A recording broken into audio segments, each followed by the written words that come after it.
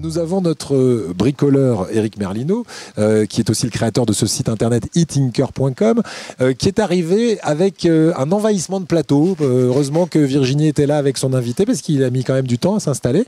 Qu'est-ce que vous nous proposez là ce soir, Éric? Eh bien écoutez, Éric, je vais tout simplement vous expliquer un petit peu la base des outils qu'il faut avoir chez soi pour pouvoir aussi bien décorer que pouvoir se dépanner. Voilà, donc c'est le b.a.-ba de la boîte à outils, quoi. Les incontournables. Les incontournables.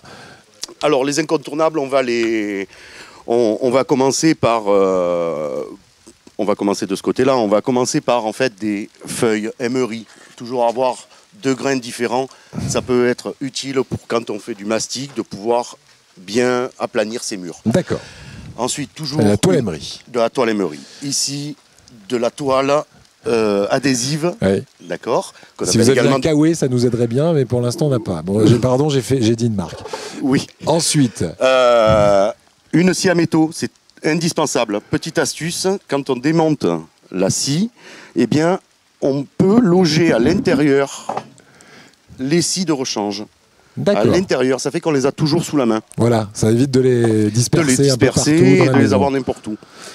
Une pince universelle. Oui. Je cherche une caméra qui est là. Une pince universelle qui est indispensable également.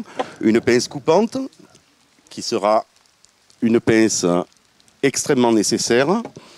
Un niveau à bulle, un tableau que l'on veut mettre contre un mur, eh bien, voilà, il faut qu'il soit droit. Ouais. Ça, c'est pas de la grosse bricole déjà, le tableau à bulle, voilà. Le tableau, mais si on a besoin, il y a la bulle. Très bien. Alors, à partir de là, on va attaquer les clés. Les clés, j'ai prévu, en fait... Il va nous faire toute la série, vous allez voir. Oui. Non, pas toute. Non, très rapidement. Si la clé à molette, oui. 2.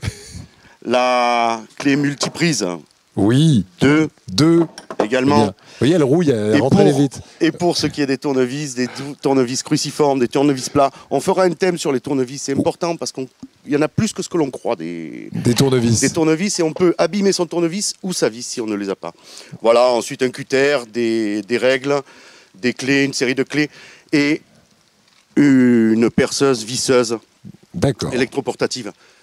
Pas besoin de prendre des grosses marques, mais surtout, ne pas prendre des marques à petit prix, parce que là on rentre dans du danger. Voilà. Ça c'est pour l'électroportatif. On est dans une moyenne gamme, mais quand même on reste dans quelque chose qui soit légèrement durable et qui n'explose pas quand on appuie dessus. Parce que exactement. Les perceuses, ça peut arriver. Bien évidemment, un marteau, des clous, des chevilles. Là, le but étant d'avoir un minimum d'appareils. Quand on a des pannes, c'est très souvent les week-ends, les jours fériés, tout est fermé. Et les déplacements des professionnels, la plupart du temps, sont excessivement chers. Donc là, si on rentre dans des produits où, pour un assortiment comme celui-ci, pour moins de 100 €, on peut avoir sa caisse à outils complète. Et c'est ça que j'ai cherché à vous présenter aujourd'hui. Eh bien, merci beaucoup pour cette trousse de secours en matière de bricolage présentée par Éric Merlino de eTinker.com. C'est fou parce que d'habitude, vous venez, il pleut pas. Là, vous venez, il pleut. Et en plus, j'ai pas la blouse. Il nous apporte toujours une blouse, vous savez, pour le bricolage. On l'a pas. Ça nous aurait protégé juste aujourd'hui. Bon, merci beaucoup en tout cas, Éric. Merci, Éric. Un plaisir, comme à chaque fois.